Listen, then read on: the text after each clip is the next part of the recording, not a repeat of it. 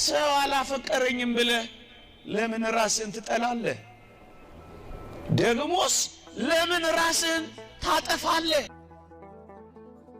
በዘላለም ፍቅር ወድጄሃለሁ የሚለው ድምጽ ይሰማ እንጂ ምንም የሌላቸው ጥቂት ነገር ቢመጣ ቢከዳቸው እንዳንተ መስኪንና ጎስቋላ የሆኑ ሰዎች አልወደዱኝም ብለህ ለምን አንተ መዋደድን ታጠፋለህ?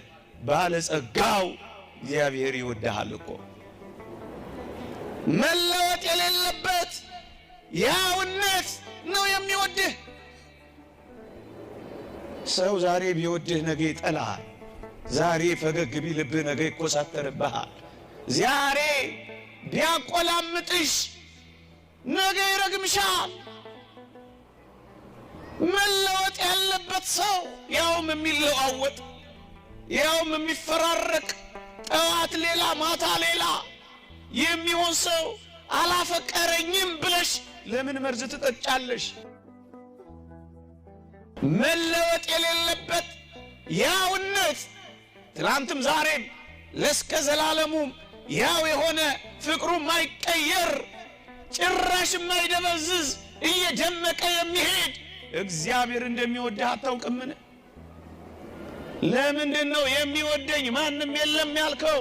አልወደዱኝም ብለን ያኮረፍነው፣ ፍቅር አጣን ብለን የተጨራመትነው እኮ አድሎ ያለባቸው ሰዎች ስላልወደዱን እኮ ነው።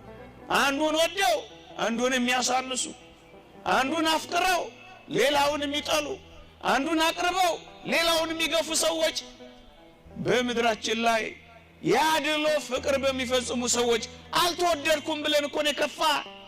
ተው እንጂ ክርስቲያኖች፣ አድሎ የሌለበት ፈታሄ እውነተኛ ካፈቀረ የሚያፈቅር ጥላቻ ለባህሪው ማይስማማ እውነተኛ እንደሚወዳችሁ አታውቁምን? ከዚህ በላይ አፍቃሪ አለን?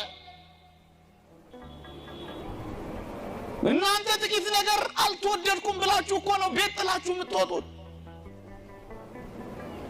ፍቅረኛ አጣው ብላችሁ እኮ ነው መከራ የምትበሉት፣ ራሳችሁን የምታንቁት፣ ፊት የምታጠቁሩት፣ አንጀት የምትልጡት፣ መርዝ የምትጠጡት፣ በማለዳና በከሳት ፍቅር የምትቀያየርባቸው እንዳየሩ ጠባይ እነሱን እያያችሁ እኮ ነው ተስፋ የቆረጣችሁት።